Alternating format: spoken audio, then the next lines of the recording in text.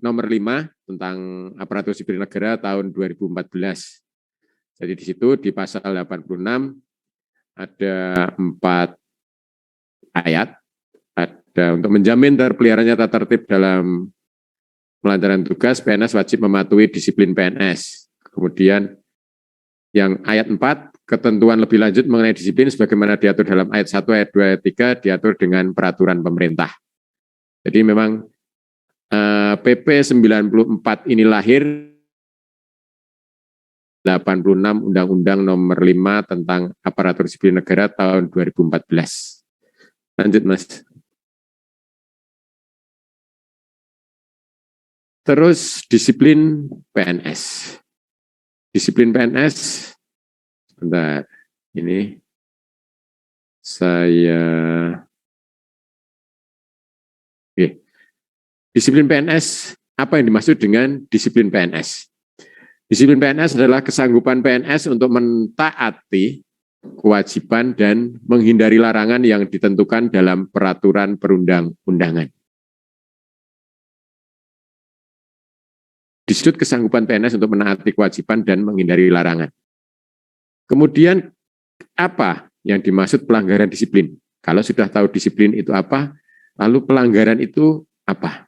Jadi pelanggaran disiplin adalah setiap ucapan, setiap tulisan, ataupun perbuatan PNS yang tidak menaati kewajiban dan atau melanggar larangan ketentuan disiplin PNS, baik yang dilakukan di dalam maupun di luar jam kerja. Jadi pelanggaran disiplin ini bisa dilakukan di mana saja. Jadi PNS ketika sudah di luar jam kerja melakukan berbuat atau melakukan mengucap sesuatu atau menulis sesuatu atau melakukan sesuatu yang itu melanggar kewajiban larangan ataupun melanggar kewajiban disiplin PNS, di situ dia terbukti melakukan pelanggaran disiplin. Tren sekarang yang perlu hati-hati terkait dengan tulisan. Jadi hampir semua, bisa dianggap semua PNS, bahkan semua orang sekarang sudah memegang smartphone semua. Biasa mempunyai grup WA, Telegram, ataupun media sosial yang lain. Dia kadang lupa bahwa dia adalah seorang PNS. Jadi perlu hati-hati ketika menuangkan pemikiran, menuangkan ide, itu dituangkan di media sosial, bisa diketahui orang lain, bisa diketahui pihak-pihak lain, itu dapat menjadi bukti PNS tersebut melakukan pelanggaran. Jadi hati-hati, kalau dulu ada pepatah mulutmu harimaumu, sekarang kita tahu ada jarimu harimaumu. Oke, lanjut Mas. Nah gini, berarti harus hati-hati ya Pak. Setiap ucapan, tulisan, atau perbuatan kalau melanggar bisa diubis. Jadi tadi yang sudah saya sebutkan, jadi ini ada ucapan. Ucapan adalah setiap kata-kata yang diucapkan di hadapan atau dapat didengar orang lain seperti dalam rapat, ceramah, diskusi, atau melalui telepon, TV, rekaman, atau alat komunikasi, dan lain-lain. Jadi juga termasuk ucapan saya di sini, kalaupun itu terbukti ada hal yang melanggar, juga nanti dapat dimasukkan dalam pelanggaran disiplin. Hati-hati dalam mengucap. Kemudian tulisan, pernyataan pikiran, perasaan secara tertulis, baik dalam bentuk tulisan, gambar, karikatur, coretan, dan lain-lain yang serupa dengan itu. Jadi yang seperti disebutkan saya tadi, hati-hati ketika menulis sesuatu terkait ide, gagasan, atau apapun, ketika itu sudah diunggah di media sosial, diketahui banyak orang, dapat di-screenshot, dapat menjadi bukti bahwa PNS yang bersangkutan dapat dianggap melakukan pelanggaran disiplin. Kemudian tentang perbuatan. Apa yang dikategorikan perbuatan adalah setiap tingkah laku, sikap, atau tindakan yang dilakukan atau tidak dilakukan atau tidak melakukan sesuatu yang seharusnya dilakukan sesuai peraturan perundang-undangan. Lanjut Mas. Munculnya PP 94 tahun 2021 Ini adalah penguatan disiplin PNS demi pelayanan yang semakin baik. Tadi sudah disampaikan Mas Aziz bahwa dengan perkembangan sekarang semakin maju tentunya dibutuhkan juga aturan-aturan yang menyesuaikan kebutuhan. Juga disebutkan di dalam PP, jadi nanti tentang pengaturan jam kerja, kalau di PP ini tidak ada, nanti ada diatur di peraturan menteri, yang mungkin itu nanti mengatur tentang WFH, WFO. Kalau sekarang kita kan acuannya masih jam kerja. Seperti yang kita tahu, ada 5 hari kerja, 6 hari kerja, kita dasarnya di Perbub. Tetapi nanti yang akan datang akan diterbitkan peraturan menteri yang akan mengatur tentang jam kerja. Lanjut. Terus kemudian apa perubahan atau ketentuan yang berubah di PP 94 disandingkan dengan PP 53 tahun 2010. Lanjut Mas. Tentang masuk kerja. Oke, terus. Masuk kerja. Keadaan melaksanakan tugas baik di dalam maupun di luar kantor.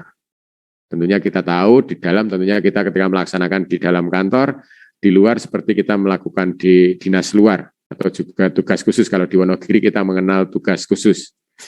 Berdasarkan data kami, semenjak adanya aplikasi Hadirku yang memantau kehadiran PNS atau kehadiran ASN di Pemkab Wonogiri, 70% hukuman disiplin dikarenakan pelanggaran ketidakhadiran atau berkaitan dengan masuk kerja. Seperti menit pelanggaran. Kita tahu di dalam sosialisasi yang dulu, menit pelanggaran itu tercatat ketika ASN terlambat masuk kerja atau pulang lebih cepat. Itu akan diakumulasikan. Itu tentang menit pelanggaran. Kemudian alpa juga tercatat, kemudian juga rekayasa foto. Jadi di sini 70% hukuman disiplin yang jatuh di tahun 2020 ataupun 2021 ini itu karena pelanggaran di aplikasi Hadirku. Tapi tidak perlu was-was, tidak perlu takut. Misalnya karena kesalahan aplikasi ataupun karena HP-nya ketinggalan ataupun juga karena lupa presensi akhirnya muncul menit pelanggaran, jangan takut dulu. Kita tidak serta-merta ketika muncul menit pelanggaran dan itu memenuhi pelanggaran disiplin, kan kalau 450 menit sama dengan 1 kali alpa. Ketika menit pelanggaran sudah 1350, itu sudah 3 hari alpa, berarti langsung dihudis. Tidak. Jadi semua proses perlu klarifikasi. Jadi tidak perlu langsung takut, waduh, Mas, Pak, saya kok tercatat melakukan pelanggaran 3 hari, di sini sudah 1350 menit. Apakah saya dihudis? Karena kemarin itu sebenarnya saya lupa. Benar-benar lupa, Pak. Ini fungsi dari klarifikasi, ini fungsi dari pemeriksaan atasan. Jadi ketika tercatat melakukan pelanggaran menit, lebih dari 1350 menit, itu nanti diklarifikasi. Bahkan saya minta dengan sangat kepada atasan langsung ataupun juga admin Hadirku di masing-masing OPD itu untuk rajin membuka rekapan. Jadi sebelum ada pelanggaran, sebelum sampai 1350 menit, sebelum sampai 3 kali alpa, mohon untuk melaporkan ke atasan. Sehingga melaporkan si A, si B, si C ini sudah terpantau pelanggarannya segini. Ini sudah hampir 3 hari. Jadi ada deteksi dini. Jadi nanti sebelum PNS yang bersangkutan terkena hukuman disiplin, dia sudah diingatkan terlebih dahulu. Jadi tidak harus menunggu surat cinta dari BKD. Nggih.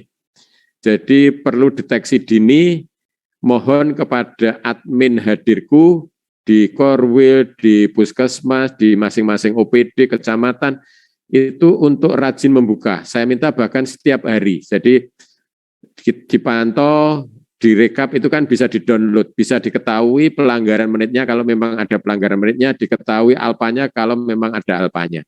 Jadi dicegah dulu sebelum ada pelanggaran disiplin sudah dilaporkan ke atasan, sehingga bisa mengingatkan kepada PNS yang bersangkutan, kenapa kok ada menit pelanggaran, kenapa kok alpa, jangan-jangan alpa itu bisa juga karena sakit.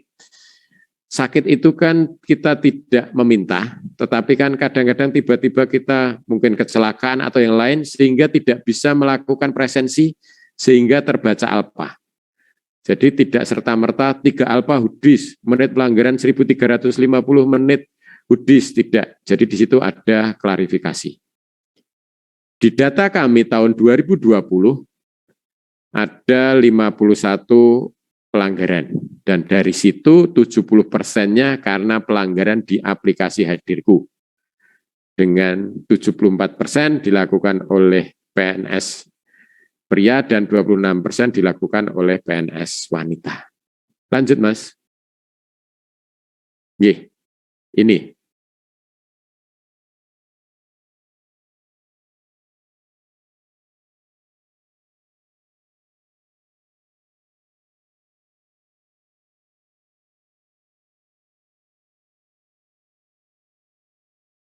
lisan, teguran tertulis, dan pernyataan tidak puas.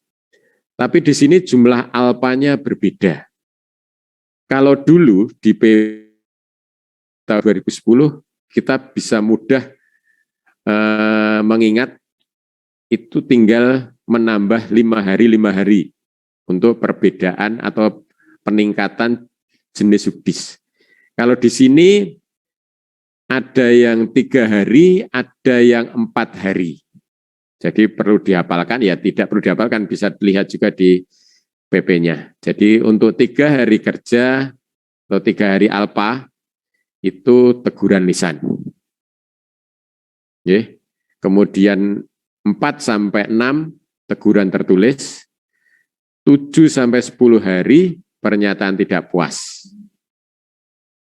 Kemudian untuk sedang, ini jenisnya juga lain. Kalau sedang itu pemotongan tunjangan kinerja sebesar 25% selama 6 bulan.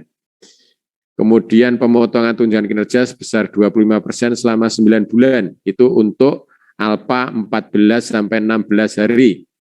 Kemudian pemotongan tunjangan kinerja sebesar 25% selama 12 bulan bagi PNS yang alpanya 17-20 hari kerja. Lanjut. Disiplin berat, jenis hudisnya juga lain.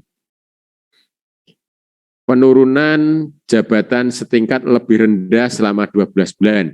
Ini untuk yang pelanggarannya 21-24 hari alpa. Kemudian pembebasan dari jabatan menjadi jabatan pelaksana selama 12 bulan. Ini yang memiliki alpa 25-27 hari kerja. Kemudian 28 hari kerja atau lebih, itu pemberhentian dengan hormat. Ada lagi ketentuan, ketika PNS tersebut 10 hari kerja terus-menerus, atau 10 hari alpa terus-menerus, ini juga diberhentikan, ada pemberhentian dengan hormat tidak atas permintaan sendiri sebagai PNS. Lanjut, Mas. Jadi ini perlu diperhatikan. Kalau dulu di PP 53 tahun 2010, pemberhentian itu ketika 46 hari kerja tidak masuk tanpa alasan yang sah atau dianggap 46 hari alpa. Sekarang lebih ketat lagi, 28 hari secara kumulatif atau 10 hari berturut-turut. Jadi sekarang dengan lahirnya PP 94 ini, aturan tentang masuk kerja lebih ketat lagi. Terus PNS yang tidak masuk kerja dan tidak menaati ketentuan jam kerja tanpa alasan yang sah, secara terus-menerus selama 10 hari kerja diberhentikan pembayaran gajinya sejak bulan berikutnya. Jadi ini untuk mencegah dibayar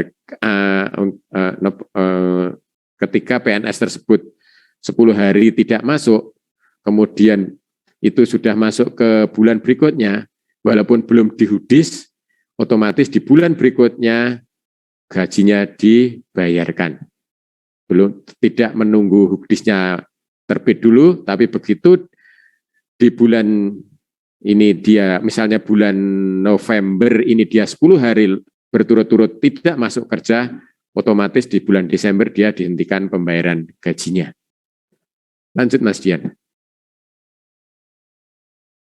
Kemudian ini untuk atasan langsung. Seperti di PP 53 tahun 2010, atasan langsung tanggung jawabnya berat, tanggung jawabnya besar terkait dengan pelanggaran disiplin yang dilakukan oleh bawahannya. Dan di PP ini ketentuannya lebih ketat lagi. Lanjut Mas. Nah, bagi atasan langsung yang tidak melakukan pemanggilan, tidak melakukan pemeriksaan terhadap bawahannya yang diduga melakukan pelanggaran disiplin dan atau melaporkan hasil pemeriksaan kepada pejabat yang berwenang, dijatuhi hukuman disiplin dengan hukuman disiplin yang lebih berat. Kalau dulu aturan ini tidak ada.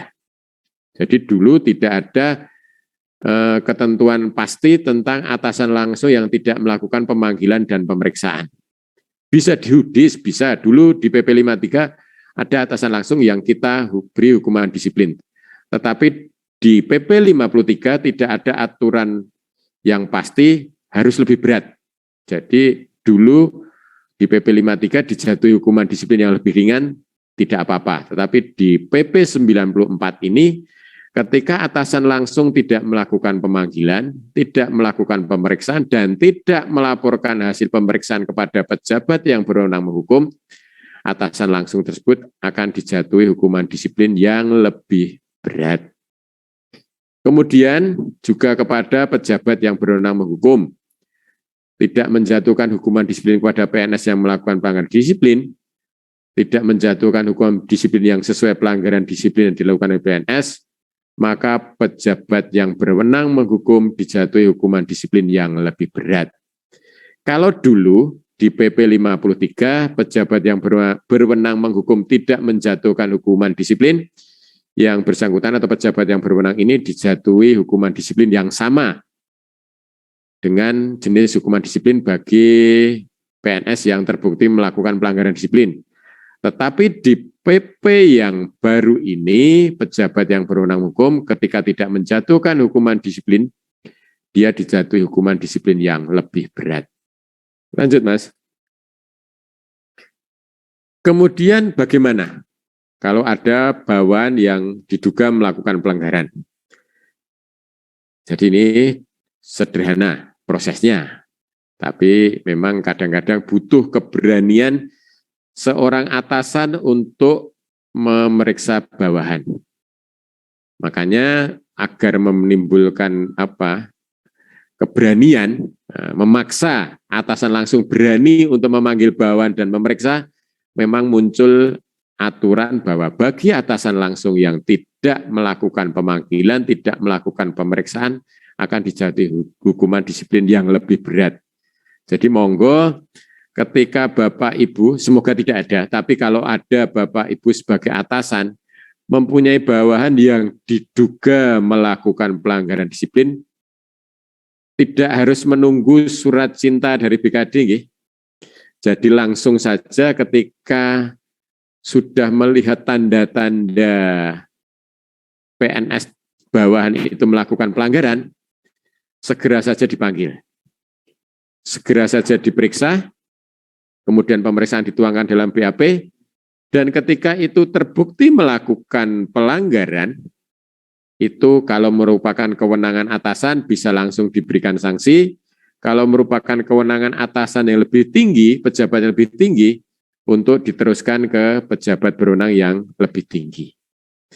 Kemudian mohon juga kepada PNS yang dipanggil untuk diperiksa, jangan langsung merasa, waduh, berarti saya dipanggil akan dijatuhi hukuman disiplin.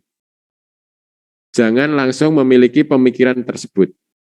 Jadi ketika Anda yakin Anda tidak melakukan pelanggaran, seperti misalnya terbaca Bapak Ibu mempunyai menit pelanggaran lebih dari 1.350, misalnya memiliki pelanggaran menit 1.500. Ketika dipanggil oleh atasan, tidak usah cemas, tidak usah ndredeg, kita jawab apa adanya.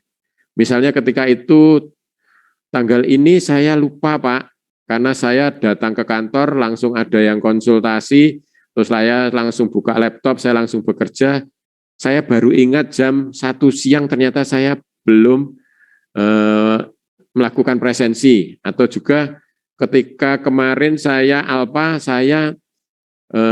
jatuh menaik motor ketika saya akan berangkat kerja, sehingga saya belum sempat atau saya tidak bisa karena tangan saya yang sakit tidak bisa melakukan presensi. Atau mungkin karena kecelakaan pingsan sehingga sama sekali tidak bisa melakukan presensi. Jadi ketika Bapak Ibu diperiksa, ketika Bapak Ibu yakin tidak melakukan pelanggaran, yakin saja. Jadi tidak pasti kalau dipanggil itu akan dijatuhi hukuman disiplin. Jadi di sini fungsi klarifikasi, ketika dipanggil di BAP, monggo menjawab apa adanya, sehingga bisa diketahui terbukti atau tidak.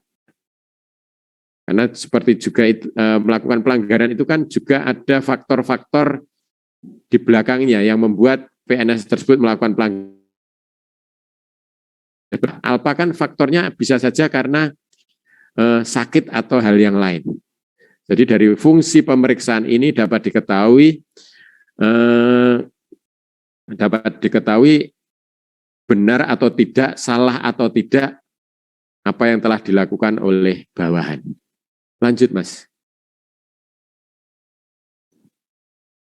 Nah, ini prosesnya sama dengan di PP 53.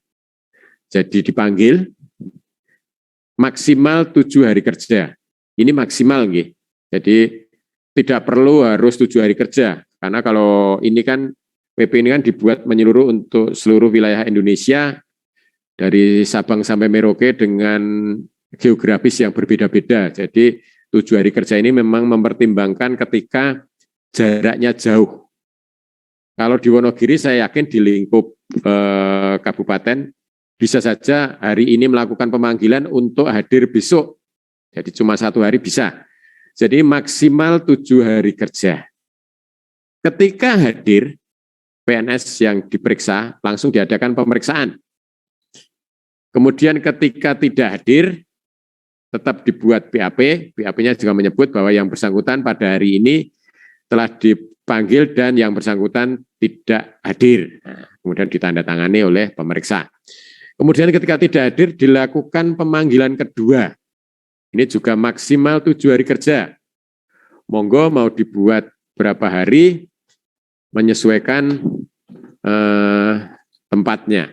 Menyesuaikan kalau memang dekat satu kantor, langsung saja dipanggil untuk hari yang akan datang.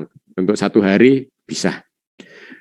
Di pemanggilan kedua, ketika hadir, langsung aja dilakukan pemeriksaan. Ketika tidak hadir, dibuat BAP juga, disebutkan bahwa yang bersangkutan tidak hadir. Dan ketika tidak hadir, berdasarkan alat bukti yang ada, berdasarkan keterangan yang sudah dikumpulkan oleh pemeriksa, itu dapat dijatuhi hukuman disiplin. Karena memang kita sudah memanggil 2 kali, sudah dianggap kita memanggil yang layak, kita dipanggil secara tertulis, jadi ada buktinya. Ketika di situ 2 kali tidak hadir, kepada PNS yang diduga melakukan pelanggaran disiplin, bisa dijatuhi hukuman disiplin, berdasarkan alat bukti dan keterangan yang sudah ada. Lanjut, Mas.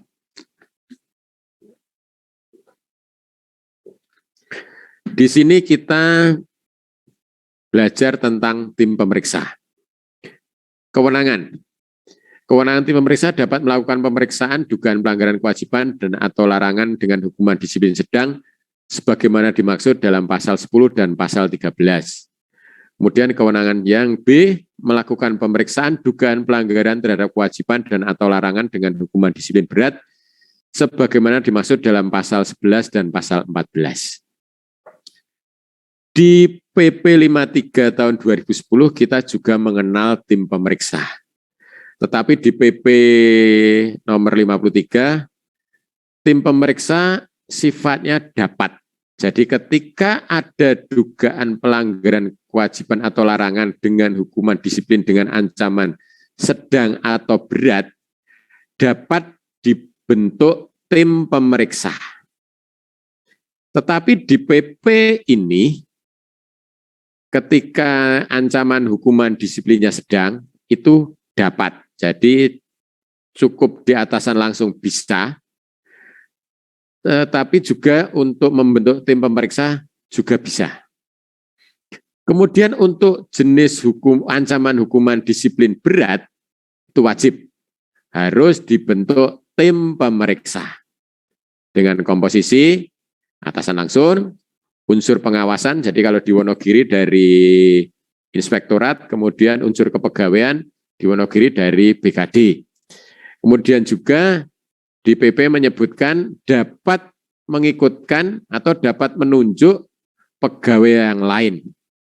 Karena memang dapat menyesuaikan, karena mungkin di unsur pengawasan atau kepegawaian masih kurang menguasai hal-hal teknis terkait yang diperiksa, maka dapat memasukkan unsur yang lain sehingga komposisi tim pemeriksa dapat memeriksa yang bersangkutan atau yang di PNS yang diduga melakukan pelanggaran disiplin dengan sebaik-baiknya karena menguasai terkait hal-hal yang ditanyakan. Kemudian dalam hal tertentu tim pemeriksa dapat melibatkan kemudian dibentuk oleh PPK atau Bupati kalau di Wonogiri atau pejabat lain yang ditunjuk. Dalam hal atasan langsung PNS diduga melakukan pelanggaran disiplin terlibat dalam pelanggaran, maka yang menjadi anggota tim pemeriksa adalah atasan yang lebih tinggi secara berjenjang.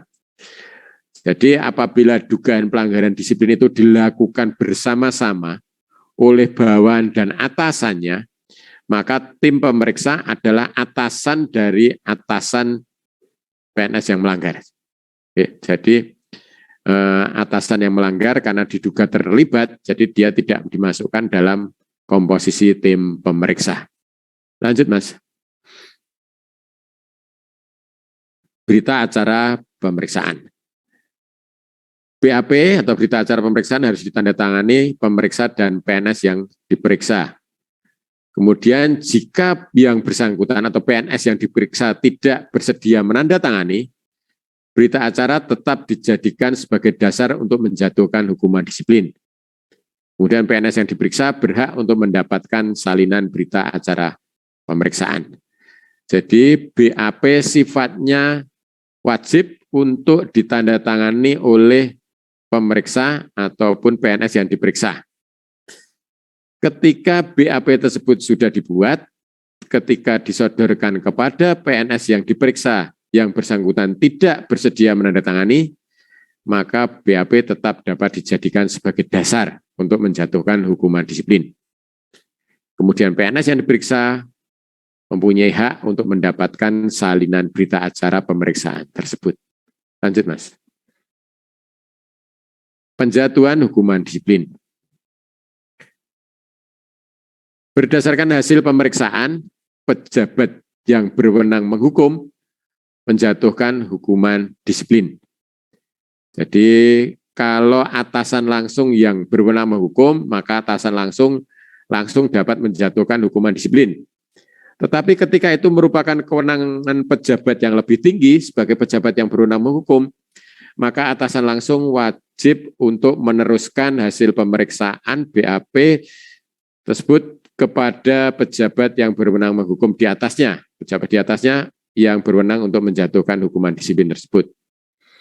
Kemudian dalam keputusan hukuman disiplin tersebut harus disebutkan pelanggaran disiplin yang dilakukan. Jangan langsung kepada yang bersangkutan si A atau si B dijatuhi hukuman disiplin, penjatuhan hukuman disiplin diberhentikan. Tetapi di situ dia tidak ada kata-kata si A ini melanggar apa. Jadi di dalam keputusan hukuman disiplin tersebut wajib disebutkan kesalahan dia apa. Jadi kesalahan yang terbukti dia melanggar apa, melanggar kewajiban apa, melanggar larangan apa. Di situ harus disebutkan jelas dalam keputusan hukuman disiplin. Hasil pemeriksaan dari unsur pengawasan dan atau unit yang mempunyai tugas pengawasan dapat digunakan untuk melakukan pemeriksaan dan atau melengkapi pertimbangan penjatuhan hukuman disiplin. Jadi selain BAP dari atasan atau tim pemeriksa, sebagai dasar penjatuhan hukuman disiplin dapat juga menggunakan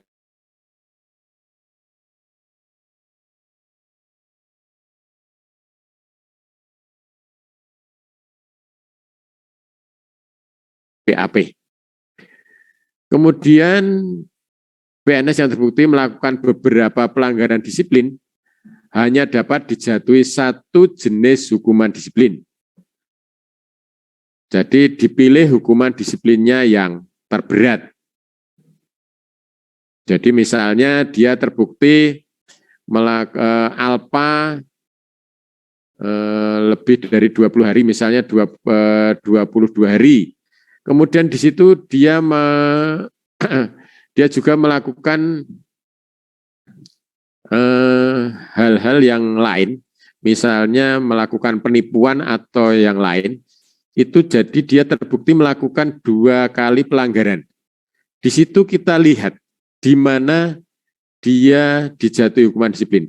Kalau penipuan ini tentunya kita butuh pembuktian di kalau pidana berarti harus menunggu. Nah, kalau putusan pengadilan kita tunggu dulu. Kemudian kalau dia melakukan hal yang lain yang bersamaan dengan ketika dia melakukan alpa, itu kita lihat juga di mana yang terberat jenis hukuman disiplinnya. Ketika ada yang ringan dan sedang atau sedang dan berat, maka kita pilih jenis hukuman disiplin yang terberat, yaitu hukuman disiplin yang jenis berat. Jadi PNS yang terbukti melakukan beberapa pelanggaran disiplin, kita jatuhi jenis hukuman disiplin yang terberat. Jadi tidak boleh ada 2 hukuman disiplin atau lebih, hanya 1. Nah, hanya 1 itu yang paling berat. Kemudian PNS yang pernah dijatuhi hukuman disiplin, yang melakukan pelanggaran disiplin yang bersifat sama, dijatuhi hukuman disiplin yang lebih berat daripada sebelumnya. Misal, ini yang gampang, contohnya dia melakukan pelanggaran alpa. Dia sudah dijatuhi hukuman disiplin ringan. Misalnya dia 3 kali alpa. Kemudian dia sudah dijatuhi teguran lisan. Kemudian melakukan pelanggaran lagi. Dia ditambah 1 hari lagi, 4 alpa. Di situ dia dapat dijatuhi hukuman disiplin teguran tertulis. Jadi ini contoh yang gampang, itu misalnya pernah dijatuhi hukuman disiplin, kemudian melakukan pelanggaran disiplin yang sifatnya sama, itu jadi berlanjut. Ketika dia sudah tingkatannya sudah naik, dia dijatuhi hukuman disiplin yang lebih berat. Kemudian hukuman disiplin yang lalu sudah dinyatakan dicabut atau sudah selesai. Berlaku hukuman disiplin yang terakhir. Kemudian PNS tidak dapat dijatuhi hukuman disiplin 2 kali atau lebih untuk 1 kali pelanggaran disiplin. Jadi untuk 1 kali pelanggaran tidak boleh dijatuhi 2 kali disiplin, dijatuhi hukuman disiplin 2 kali atau lebih. Kalau sudah dijatuhi hukuman, ya sudah tidak dijatuhi hukuman disiplin lagi untuk jenis hukuman disiplin yang sama, pelanggaran disiplin yang sama. Kemudian diatur di PP 94 ini, keputusan hukuman disiplin berlaku pada hari ke-15 sejak diterima. Ketika dia diterima tanggal 1, berarti dia berlakunya tanggal pada hari ke-15, berarti dia berlaku tanggal 16 untuk hukuman disiplin yang diterimakan kepada PNS yang melanggar disiplin. Lanjut, Mas. Penyampaian hukuman disiplin. Hukuman disiplin ditetapkan dengan keputusan pejabat yang berwenang menghukum. Kemudian penyampaian hukuman disiplin paling lambat 14 hari kerja sejak ditetapkan. Kemudian PNS yang bersangkutan dipanggil secara tertulis untuk menerima hukuman disiplin. Keempat, PNS disampaikan oleh pejabat yang berwenang hukum atau pejabat lain yang ditunjuk. Apabila berkedudukan jauh, dapat menunjuk pejabat lain. Kemudian apabila PNS yang bersangkutan tidak hadir, hukuman disiplin dikirim kepada yang bersangkutan. Jadi di sini intinya begini, untuk penyampaian hukuman disiplin, ketika hukuman disiplin sudah dijatuhkan, pada prinsipnya hukuman disiplin disampaikan oleh pejabat yang berwenang menghukum. Tetapi bisa juga diteruskan atau ditugaskan kepada pejabat lain yang menunjuk. Misalnya itu diputuskan, ditetapkan oleh bupati. Jadi prinsipnya memang disampaikan oleh bupati, tetapi bupati bisa menunjuk pejabat lain, misalnya sekda atau kepala OPD, untuk menyerahkan SK hukuman disiplin tersebut. Kemudian apabila PNS yang tersebut dipanggil, dia tidak hadir, maka SK hukuman disiplin itu akan dikirimkan sesuai alamat dari yang bersangkutan, PNS yang melanggar tersebut. Lanjut, Mas.